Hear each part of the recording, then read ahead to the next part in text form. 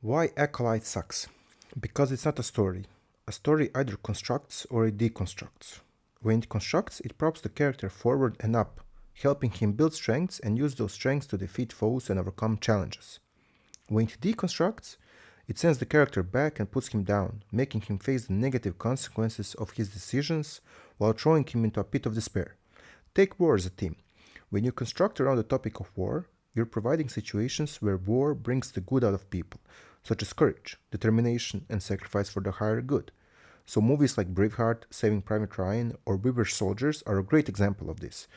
However, you can use the same theme of war and create a movie that deconstructs it, providing a cautionary tale of what happens when you engage in it. People losing life and their humanity, becoming cruel and barbarous. Movies like Idi and Smotri, The Schindler's List, and The Thin Red Line are a perfect example of this. And that brings me back to Acolyte. Acolyte sucks because it's not a story, a show, or art. It's a bad lecture. It's neither a construction or a deconstruction of anything people deem worthy of a story. It has no upward or downward arc, no character that feels human, no challenges that the protagonist or antagonist needs to deal with, no logical flow, no coherence, nothing to connect with, and no emotion. Basically, it has nothing and is nothing.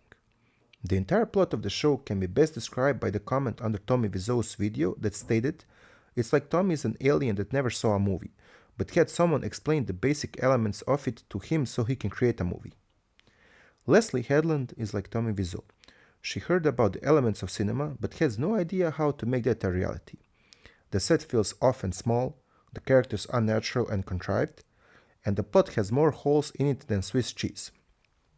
The fat Jedi, the stupid Jedi, the female character that's in charge but isn't officially in charge, the incompetent leader, and the misguided antagonist who was fooled and tricked by someone evil. These aren't fully fleshed out characters in Acolyte, but avatars that only serve to move the bad plot forward. This is not how you make a show. Acolyte has the shell of a show, but nothing of essence in it. It has what it thinks are fully fleshed out characters and plot, but it completely misses the point.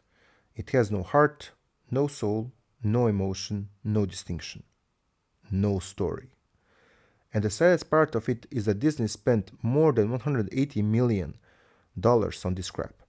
It would have been better just to donate it to a charity and do a tax write-off. Acolyte isn't one bad show in isolation.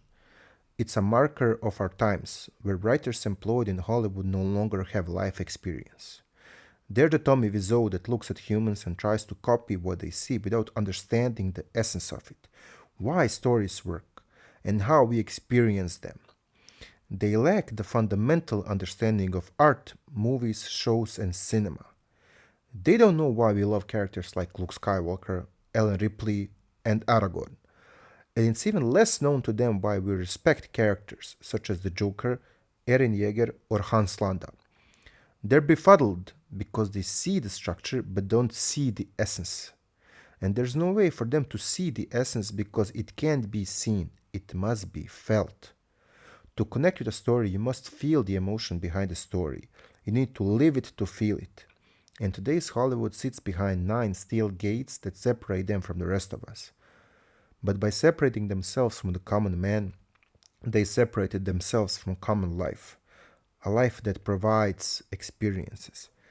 And it's these experiences that define art, that portray emotions, that create stories.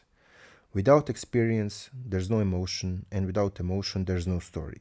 Just an empty vessel with $100 million shell surrounding it. And that's why the Acolyte sucks.